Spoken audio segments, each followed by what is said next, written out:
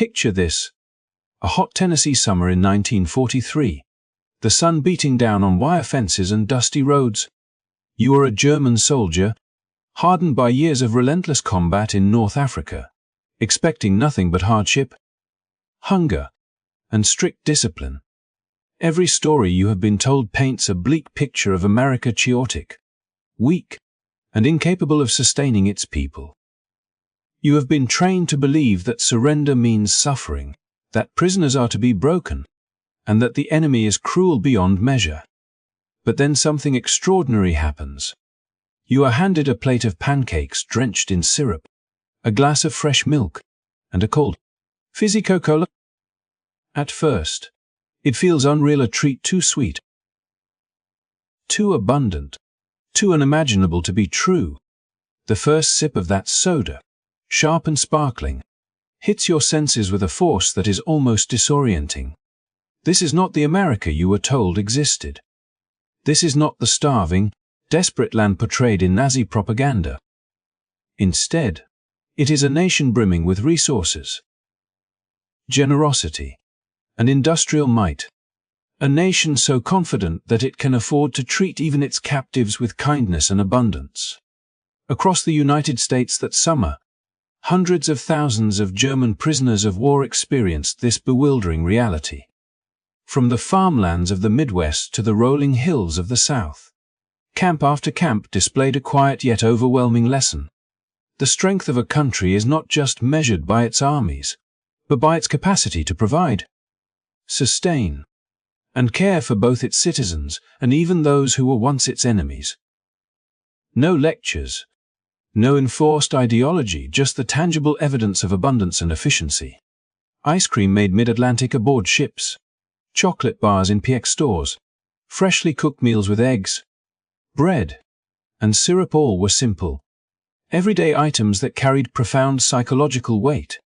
For these soldiers, who had endured months of rationed meals, hunger, and deprivation, each act of generosity was a shock to their system. The K-rations they once regarded as sustenance became feasts. Watching Americans casually discard food or sugar that to them was priceless only intensified the sense of disbelief. They were not only being fed, they were witnessing a society whose production and distribution capabilities surpassed anything they had imagined. As the story unfolds, you will discover how these seemingly small experiences, each bite, each sip, each dessert, gradually undermined the prisoners' preconceived notions. What begins as a tale of meals and treats becomes a story about the power of abundance, the subtle influence of generosity, and the quiet transformation of minds and beliefs. If you love history that surprises you, stories that challenge what you thought you knew, or simply want to see how simple acts can change perspectives, make sure to like this video, subscribe to the channel, and turn on notifications. Stay with us as we explore how a simple Coca-Cola and a scoop of ice cream became instruments of revelation, reshaping the way thousands of soldiers saw the world around them.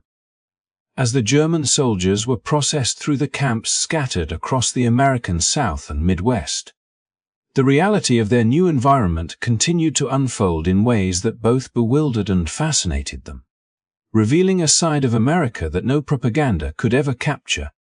On board the massive Liberty ships that ferried them across the Atlantic, men who had been accustomed to the barest of rations and the harshest conditions encountered something that defied their previous understanding of military logistics and national capability. Ice cream, churned in the ship's own industrial-grade freezers, served to prisoners in the middle of a war-torn ocean, where submarines and storms threatened every crossing. The very notion that a luxury, a product of comfort and leisure, could be produced, preserved, and distributed to captives while a global conflict raged on, planted seeds of disbelief in the minds of men trained to expect deprivation at every turn, conditioning them to question not only the narratives they had been told, but also the competence of their own homeland's command. The journey did not end with a floating feast. As the trains carried them inland, the prisoners continued to confront a reality that grew increasingly impossible to reconcile with their prior beliefs. They were seated in passenger-style coaches rather than cramped. Dehumanizing transports. Dining cars offering full meals that included fried chicken, fresh vegetables, pies, and coffee. A stark contrast to the barely sufficient rations they had endured in the deserts of Tunisia and North Africa.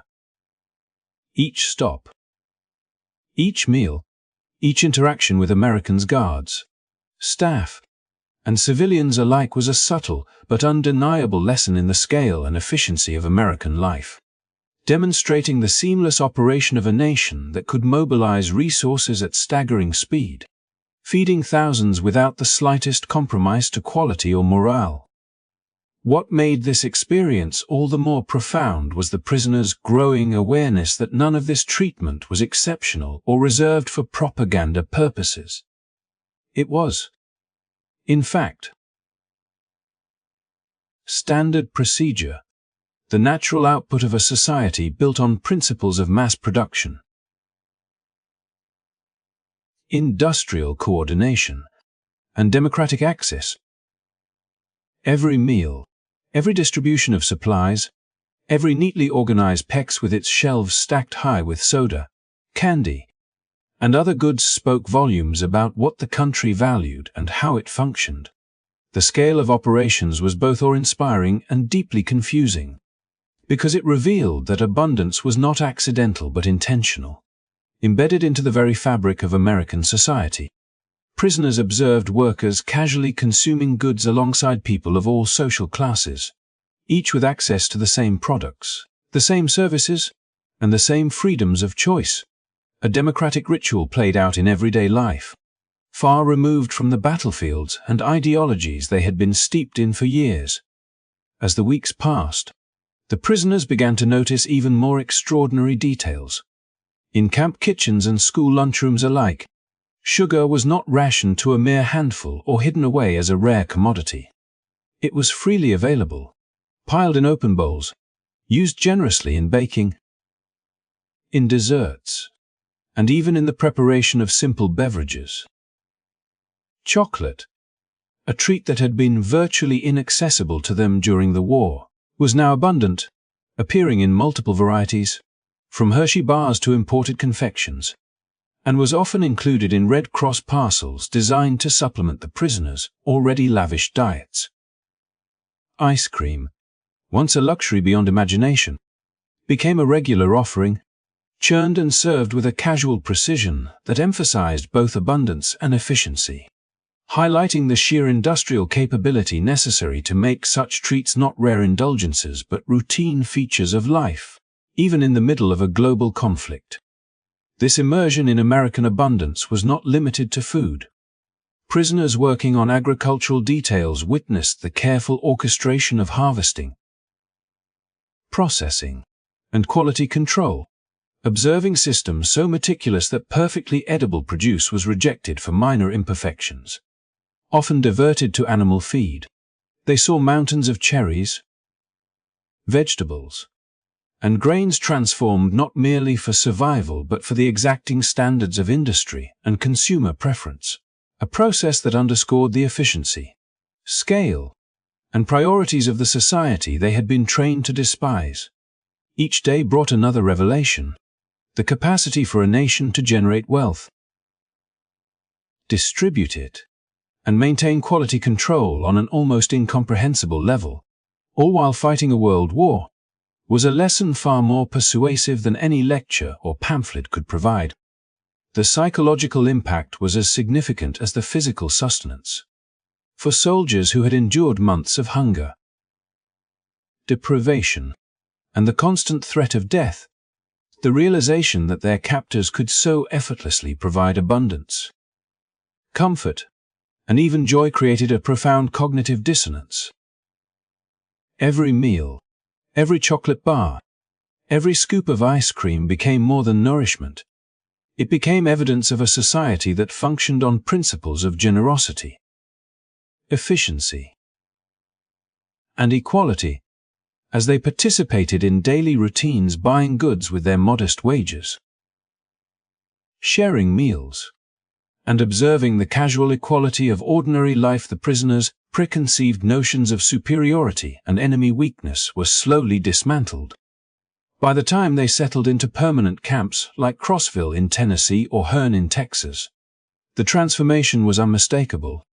The simple acts of industrialized abundance and thoughtful care, repeated daily, had begun to reshape the prisoners' understanding of power, prosperity, and human dignity. They were learning that a nation's strength was measured not only in weapons and military strategy, but in its ability to sustain, nourish, and uplift, even in the midst of conflict. Each journey across the Atlantic, each train ride inland, each meal consumed under the summer sun, became a chapter in a living classroom, illustrating that abundance could be as persuasive and transformative as any battlefield victory, quietly reshaping minds while demonstrating the true scale of American capability. As the prisoners settled into the permanent camps scattered across the heartlands of America, including notable locations such as Crossville in Tennessee and Hearne in Texas, they began to grasp the extent to which their preconceptions of the enemy were being challenged, often in ways so subtle that the transformation almost crept up on them unnoticed. From the moment they entered the barracks, it was apparent that these were not the cold, cramped, and unforgiving structures they had been conditioned to expect. Instead, they found heated rooms, clean bedding, and an environment that prioritized comfort and order, a stark contrast to the harsh conditions and severe shortages that had defined their daily lives in the field.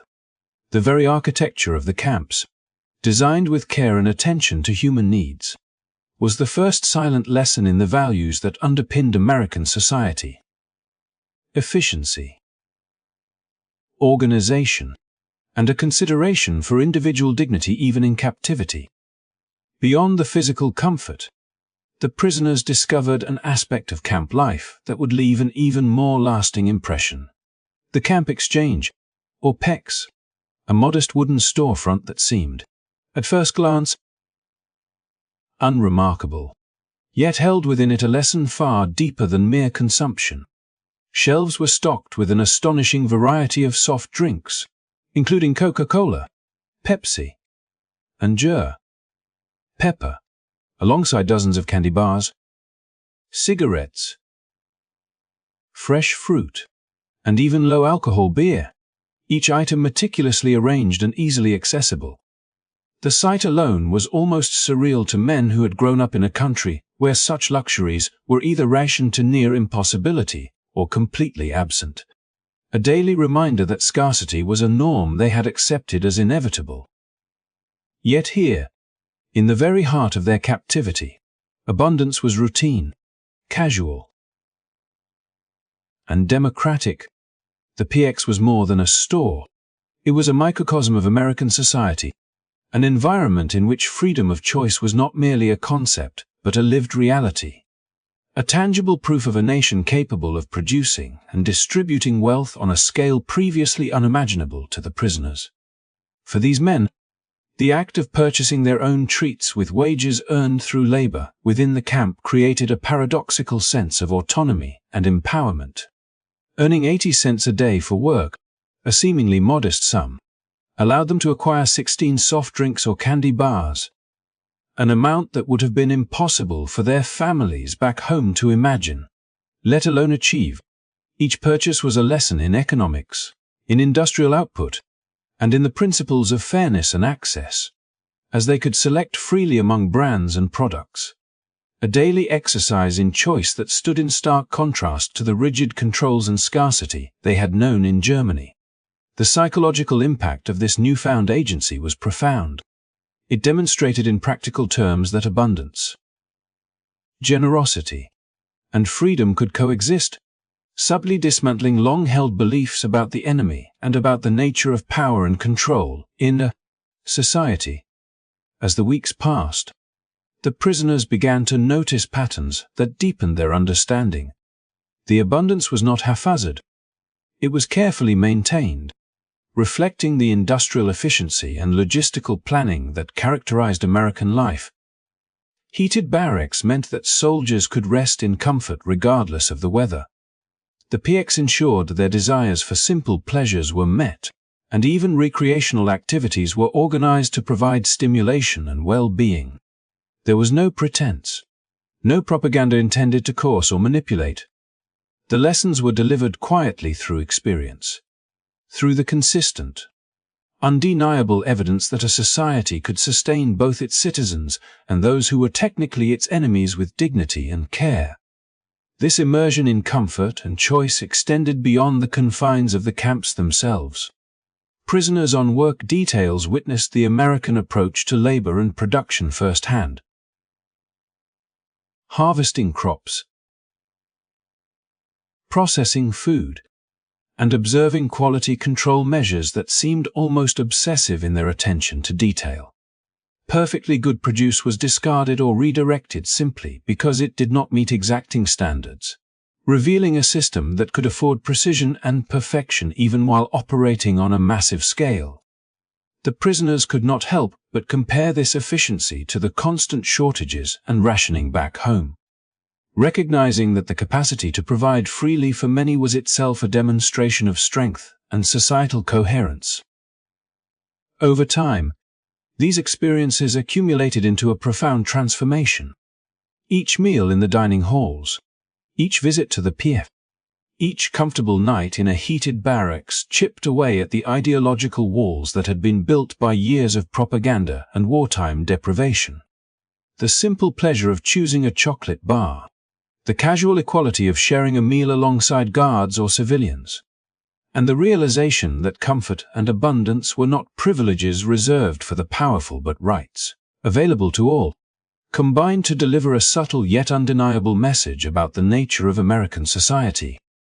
The prisoners came to understand that the true measure of strength was not simply in armies and weapons, but in the ability to produce, distribute, and share abundance fairly and consistently. A lesson that would leave an indelible mark on their worldview. By the time the war neared its conclusion, the prisoners at Crossville, Herne, and other camps were no longer simply captives. They had become participants in an immersive demonstration of a society defined by its capacity for generosity, efficiency, and democratic access.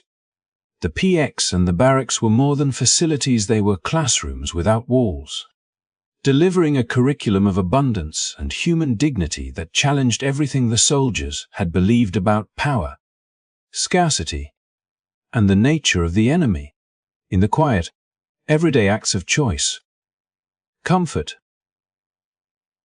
and provision, the German prisoners discovered a revolutionary truth: that a society capable of sustaining such abundance was not only strong, it was resilient, equitable, and profoundly human, and that these lessons, learned not through lectures or coercion, but through lived experience, would resonate long after the war ended. By the time the German prisoners had adjusted to life within the camps, the full scale of American abundance became impossible to ignore. And nowhere was this more vividly displayed than in the daily consumption of sugar, ice cream, and chocolate, commodities that had once been scarce luxuries in their own homeland. In the mess halls and kitchens of Crossville, Herne, and other camps, sugar sat in open bowls on table, freely available for anyone to sprinkle onto their coffee, mix into baked goods, or enjoy by the spoonful. An everyday indulgence that in Germany would have been rationed down to the smallest possible portion, or entirely absent. The prisoners watched in astonishment as cooks and kitchen staff used sugar generously and without hesitation, a symbol not just of culinary preference, but of a society whose production capabilities were so immense that it could afford to treat a staple once considered precious as common as salt or pepper. The sheer audacity of this generosity challenged their understanding of efficiency and scarcity. forcing them to reconsider what they had been taught about the limits of human enterprise and the nature of wealth. Ice cream, once an almost mythical treat, became a central feature of camp life, produced in large quantities with machinery designed for industrial-scale output. During the summer months, prisoners would line up to receive scoops of chocolate, vanilla, butter pecan, and other flavors, marveling at the sheer variety and the consistency with which it was produced and distributed. This was not a once-in-a-while luxury, but a routine part of life, a daily demonstration of a nation's ability to generate joy even amid the pressures of global conflict. Watching ice cream churned in large batches, served with precision, and consumed with relish, the prisoners could not help but feel both wonder and a tinge of disbelief, recognizing that a society capable of maintaining such a practice even during wartime must possess organizational skills, resource management, and industrial coordination far beyond what they had encountered in Europe. Chocolate, too, offered an equally striking lesson. Shelves were stocked with mountains of bars and candies, ranging from domestic products like Hershey and Mars to imported varieties, and these were freely available to prisoners through the PX or included in Red Cross parcels sent to supplement their rations. The sheer volume of chocolate, the ease of access, and the ability to choose among brands became a daily, tangible demonstration of the scale and efficiency of American production, a kind of living manifesto of industrial and social capability. For soldiers accustomed to rationing, the act of selecting a candy bar or receiving a chocolate parcel became both a small personal delight and a profound lesson in abundance, forcing them to confront the reality that their enemy could effortlessly turn luxuries into ordinary goods for all to enjoy.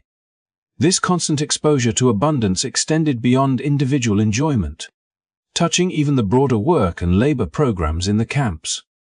Prisoners working on agricultural details witnessed the processing and handling of sugar, chocolate, and other commodities at scale, seeing firsthand how systems of production, quality control, and distribution were designed not merely for survival but to maintain consistency, accessibility, and appeal. It was one thing to see sugar poured liberally into a coffee cup, another to watch tons of fruit transformed into jams, confections, or decorations for ice cream, all following meticulous standards of quality and presentation. Even perfectly edible items were sometimes discarded if they failed to meet strict specifications, a practice that seemed almost inconceivable to men who had endured scarcity, rationing, and deprivation. The lesson was undeniable. A society capable of such precision and generosity, even in the midst of war, possessed a strength of organization, industrial coordination, and societal wealth that far surpassed mere military power. As the months passed, the psychological and ideological impact of this constant immersion in abundance became increasingly apparent. The prisoners had been trained to see America as weak, decadent, and incapable of sustaining itself, yet the repeated experiences of sugar, ice cream, and chocolate exposed a reality that was almost incomprehensible.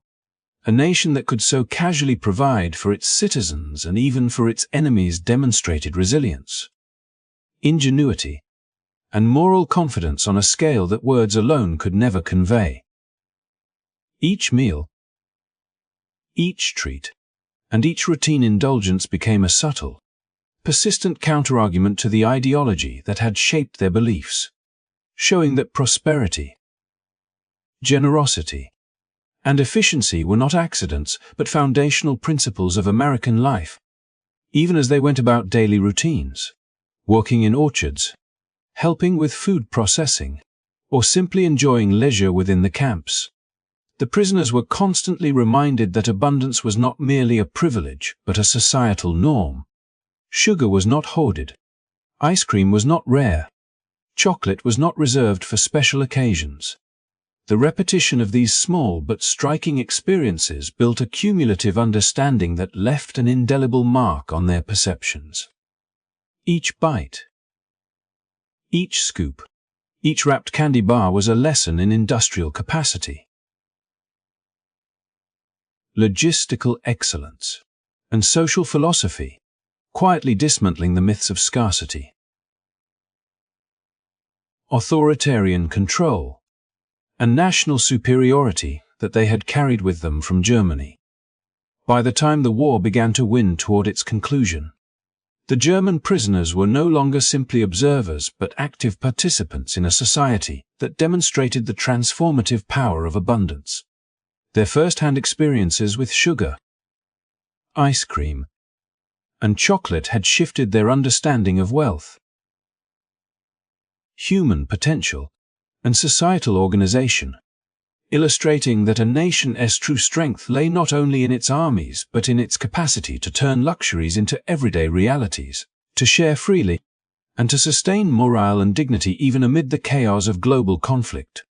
In this way, the ordinary pleasures of sweet treats became extraordinary instruments of insight, persuasion, and cultural revelation, permanently reshaping the worldview of men who had arrived expecting deprivation but discovered instead a society that celebrated abundance, choice, and humanity in every bite.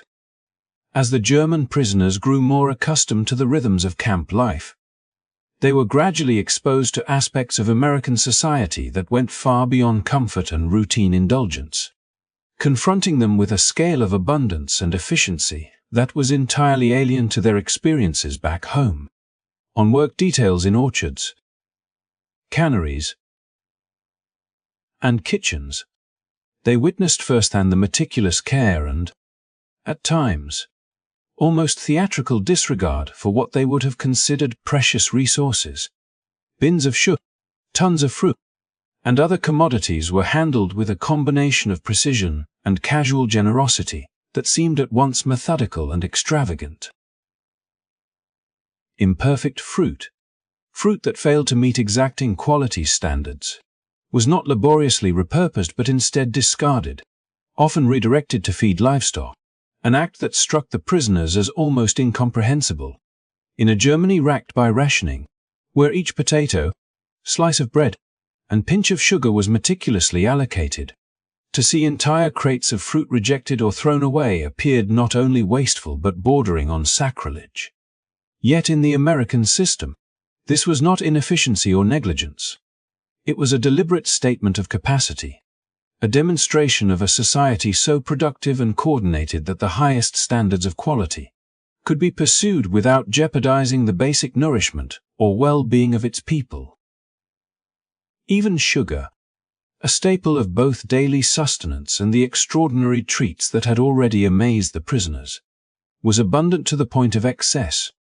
100-pound bags arrived weekly at camps, fueling bakeries that produced pies, cakes, cookies, and ice cream with a regularity and generosity that defied the scarcity-driven mindset ingrained in every soldier from the front lines.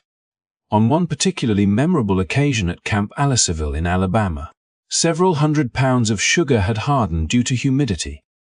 Rather than attempt the labor-intensive process of salvaging it, the kitchen staff simply discarded the entire shipment and ordered a fresh one.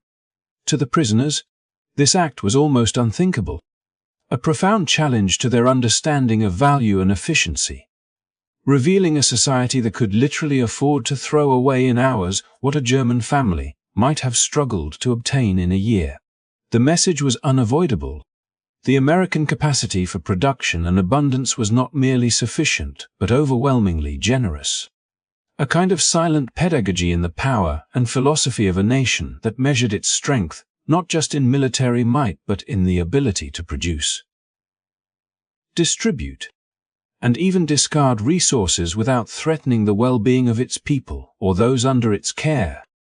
This constant exposure to abundance extended beyond mere consumption and work. It penetrated the prisoners' understanding of social and industrial organization. In canneries, factories, and kitchens, They observed rigorous quality control measures, where food was inspected, sorted, and processed with attention to detail that seemed obsessive to outsiders. Fruit that was slightly blemished, too small, or unevenly colored was rejected not because there was a shortage, but because the system prioritized excellence alongside sufficiency. The German soldiers could not help but compare this to their own experience in a society constrained by scarcity, where shortages, rationing, and logistical limitations had forced compromises on quality and quantity alike. The casual disposal of consumables that Americans could effortlessly replace illustrated a radical principle. Abundance could be so integrated into society that it became almost invisible. Its power expressed not in extraordinary feats or scarcity-driven control, but in the everyday normalcy of plenty. This lesson in abundance carried psychological and ideological weight far beyond the kitchen or the factory. The prisoners, trained to view America as decadent, fragile, and inefficient, were confronted daily with evidence to the contrary. A nation capable of producing mountains of sugar, gallons of ice cream, and tons of chocolate, all while maintaining rigorous standards and distributing these goods to both its citizens and its enemies, revealed an efficiency and ingenuity that challenged every preconception they had carried from Germany. The acts of discarding imperfect fruit or replacing hardened sugar were not signs of chaos, but of extraordinary industrial capacity, demonstrating that the infrastructure, labor systems, and economic planning of the United States operated on a scale that could absorb waste without compromising welfare or productivity. Through this immersion, the German soldiers experienced an education more profound than any lecture or pamphlet could provide. Each discarded crate, each overflowing sugar bin, each perfectly produced confection became part of a narrative they could see, touch, and taste, a narrative that illustrated the principles of abundance, resource management, and social equity in ways that abstract propaganda never could. They began to understand that a society capable of sustaining such standards was resilient, adaptive, and morally confident. A nation in which strength was measured not only by what could be taken from the enemy but by what could be freely created, shared, and even discarded. By the time the war was drawing to a close, these experiences had accumulated into a subtle yet profound transformation. The German prisoners had learned that abundance itself could be a tool of influence, that everyday acts like discarding imperfect fruit or distributing generous rations conveyed lessons in industrial power,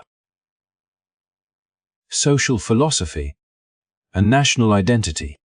In witnessing a society that could afford both precision and waste, they were given irrefutable evidence that the myths of scarcity, superiority, and efficiency upon which their former worldview was built were fundamentally flawed.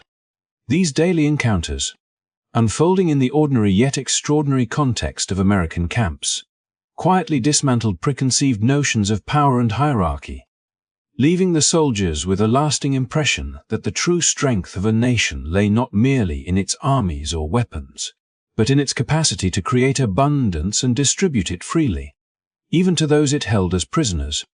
The lessons of sugar, ice cream, and discarded fruit became emblematic of an entirely new understanding, one that would follow these men long after their return to a war-torn Germany, shaping their perception of what it meant to be prosperous, organized, and truly powerful. As the German prisoners of war became increasingly immersed in the realities of American life, their encounters extended far beyond the confines of the camps and the daily distribution of rations, candy, and ice cream, leading them to witness scenes that would resonate deeply and challenge the very foundations of their beliefs.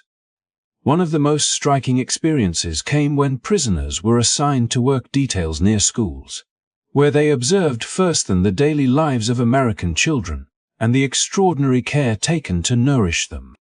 In these school cafeterias, Children received hot lunches complete with protein, vegetables, and freshly baked bread, alongside daily rations of milk that had been impossible luxuries for German families enduring the severe rationing imposed by war.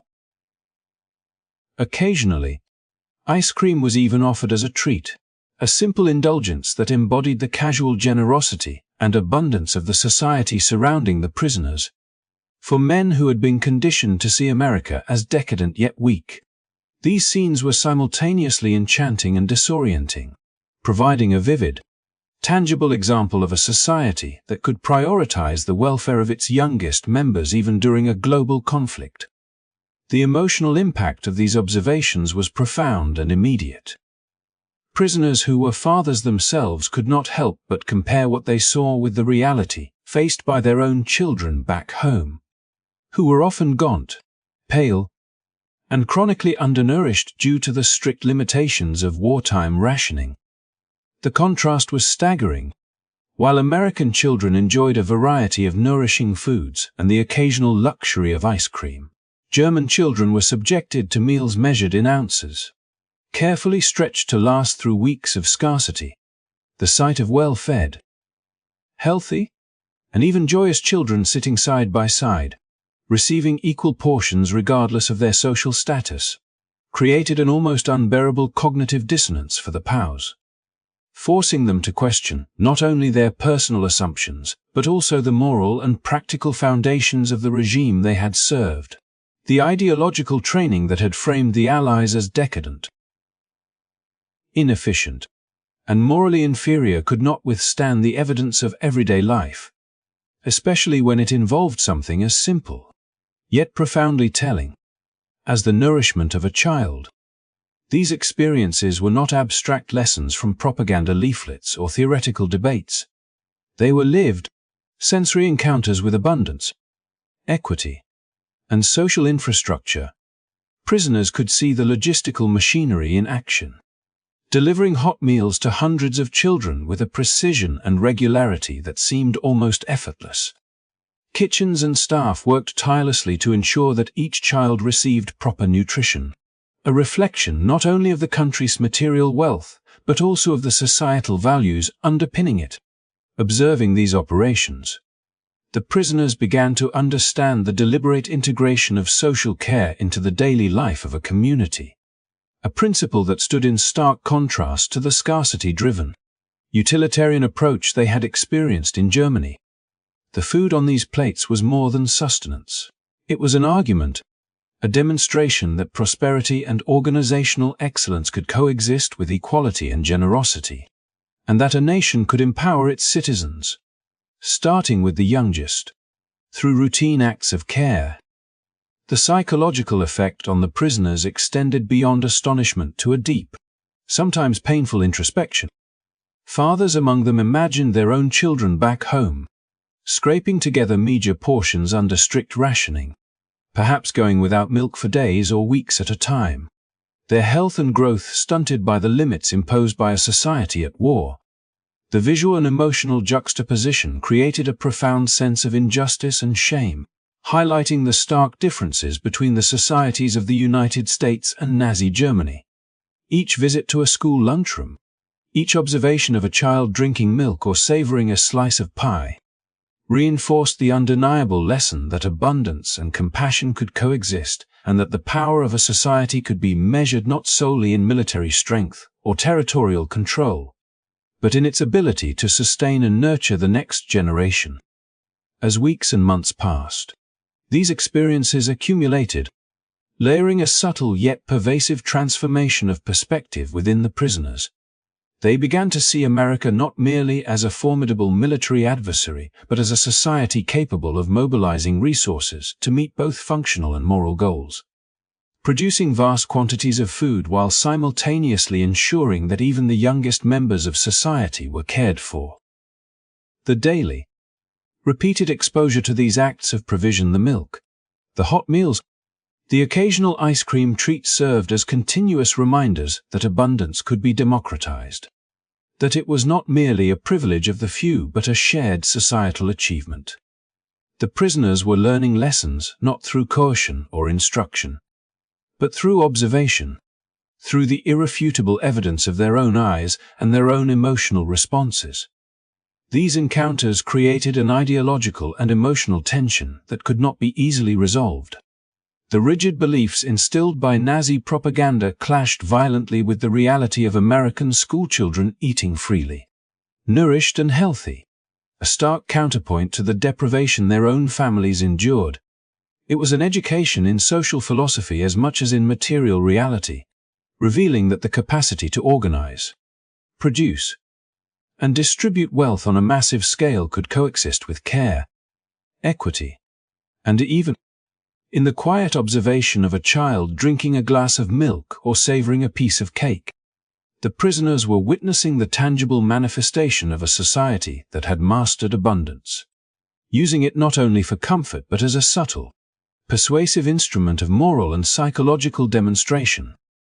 By the time the prisoners returned to their home country after the war, these lessons were deeply embedded in their consciousness.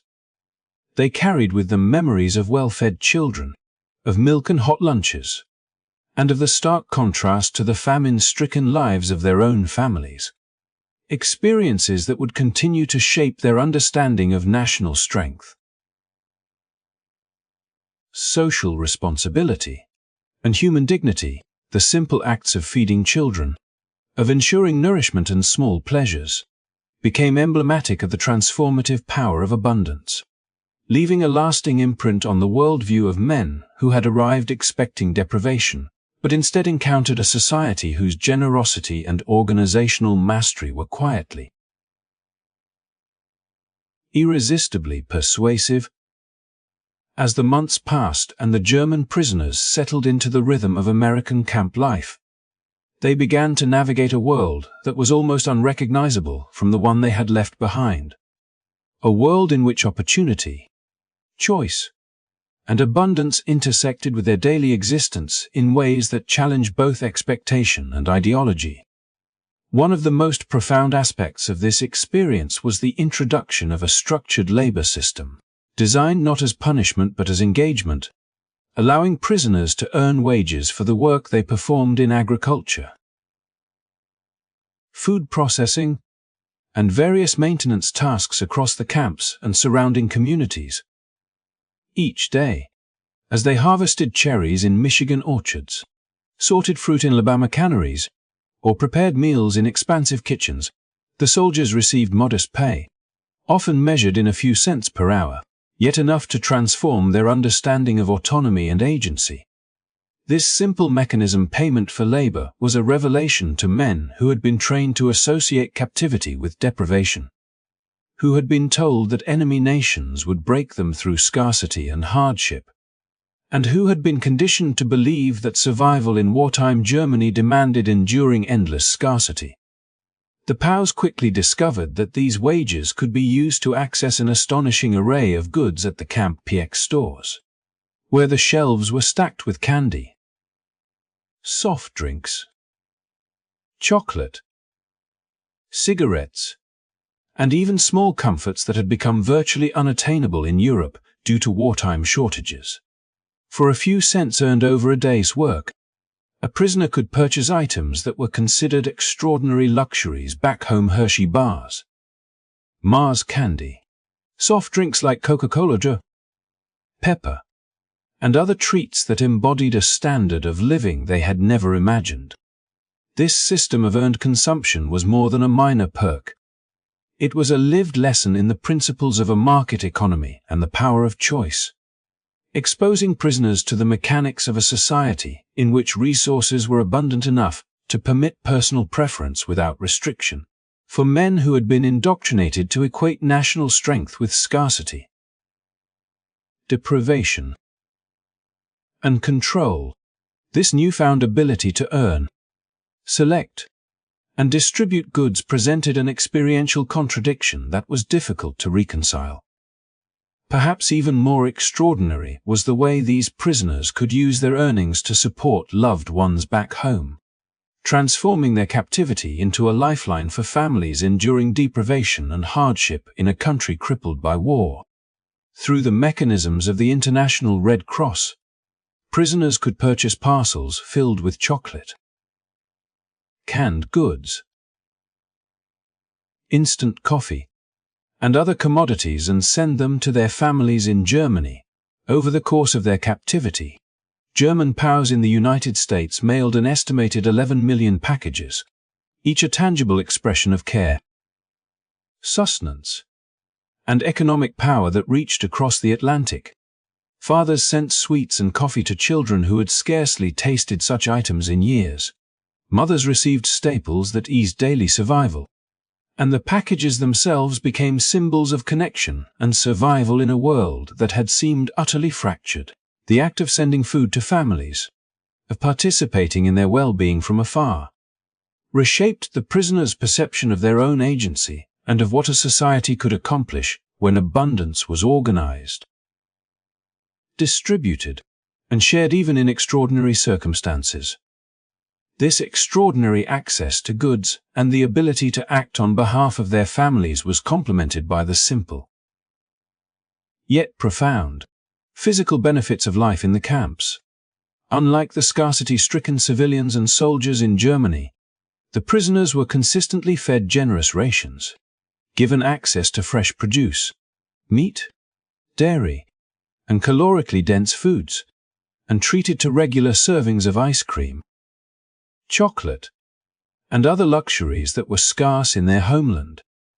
Medical examinations conducted upon their return revealed that many prisoners had arrived healthier than when they had been captured and, crucially, healthier than the very families they sought to support. Weight gained, vitality restored, and overall physical robustness became living evidence of the abundance that had been withheld from German civilians during the war, for men whose identity had been tightly linked to national pride. Military prowess and ideological indoctrination. The physical transformation underscored a devastating contradiction. The enemy they had been taught to despise was, in its daily life and social systems, capable of producing a standard of living and health for its people that the Nazi state had failed to provide for its own. The psychological and ideological consequences of this reality were profound. Prisoners could not help but reflect on the stark disparity between what they had been told about German superiority and the reality they had experienced firsthand. Their families had suffered in conditions of extreme deprivation while they had lived, worked, and even thrived in captivity, witnessing a nation capable of both abundant production and moral generosity. The simple act of sending packages home crystallized this tension. Men who had expected to be utterly powerless were now agents of sustenance and relief for their loved ones, capable of transforming deprivation into nourishment, despair into hope, and scarcity into abundance. Each parcel became a symbol of moral and economic authority, a reminder that power could be exercised not only through force or coercion, but through provision and care. When the war ended and the prisoners returned to Germany, the lessons of captivity remained tangible. Their healthy bodies, the tangible goods they brought with them, and the memories of daily abundance stood in stark contrast to the ravaged, starved communities they returned to. The packages they had sent and the small comforts they had purchased from their wages were reminders of a society that measured strength through capacity and generosity, rather than through deprivation and control. For many, the experience sowed the seeds of a new understanding of national strength, economic planning, and social responsibility. Lessons that would later resonate during the post-war Reconstruction period and contribute to the reshaping of German economic and social life.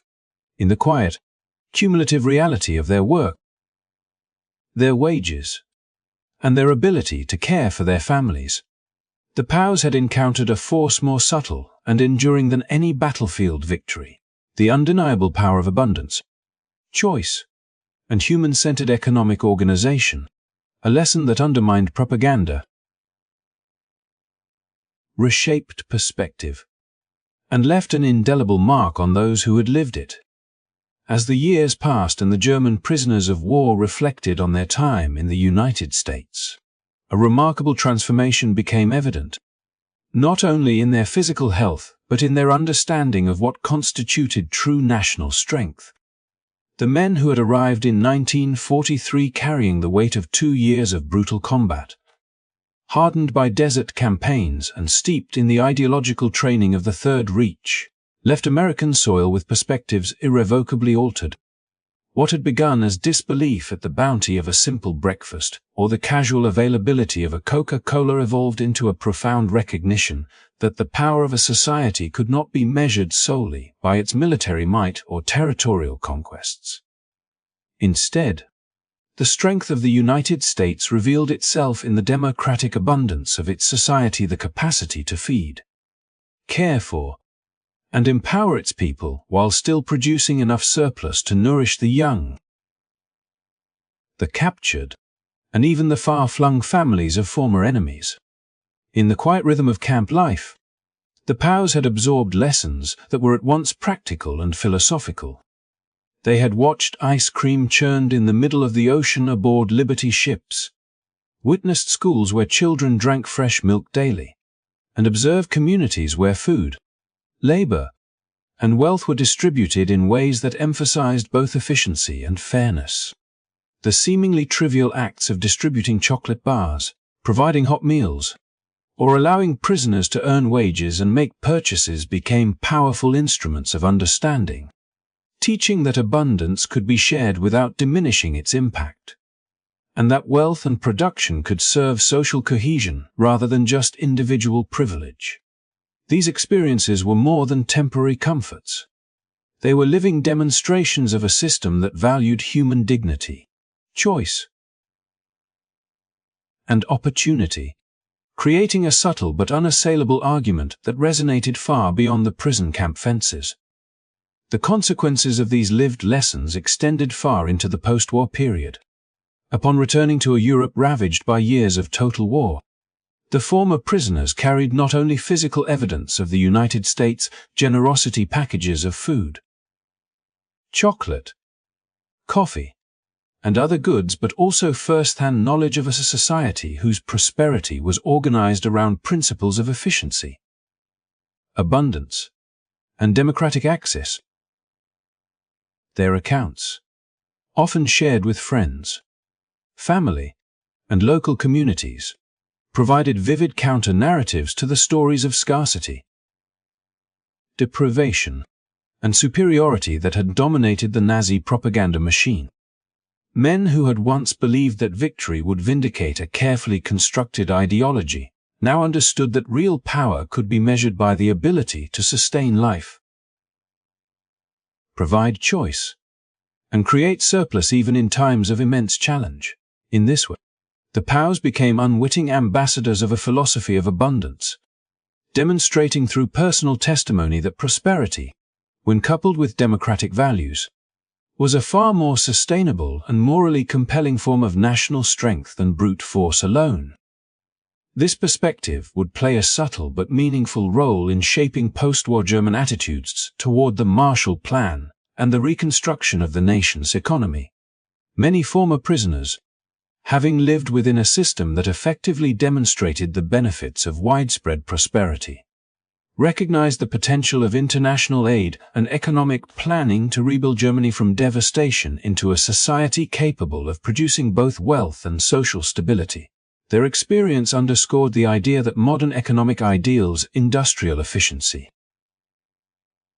mass production,